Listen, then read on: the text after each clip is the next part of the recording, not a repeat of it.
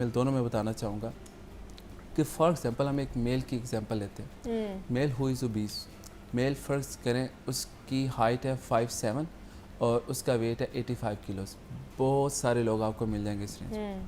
5'7" یا 5'8" ہائٹ لگا لیں اور ویٹ 90s کے قریب ہے. اچھا ایسے اور دیکھا جائے جی میں تو بالکل ٹھیک ہوں, لوگ دیکھنے میں ہو سکیں تم تو ہیلدی ہی ہو نا, تمہیں کوئی پرابلم نہیں.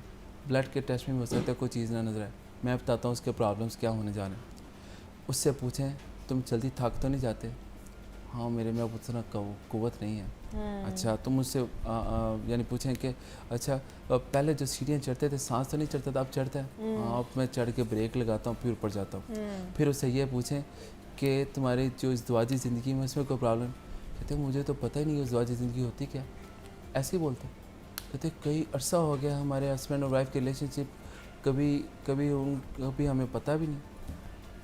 اس طرح کی پرابلمز بھی آ سکتی ہیں صرف اور صرف اوبیسٹی کی وجہ سے, موٹاپے کی وجہ سے, اوور ویٹ کی وجہ سے, کہ آپ مختلف بیماریوں کا شکار ہو سکتے ہیں. اور اس کا ایک علاج ہے, ایک تو اپنی لائف سٹائل بہتر کریں, اپنی ڈائٹری ہیبٹس کو بہتر کریں. اور اگر آپ کو لگتا ہے کہ آپ اوبیسٹی کا شکار ہو چکے ہیں تو آپ ڈاکٹر فواد سے بھی کانٹیکٹ کر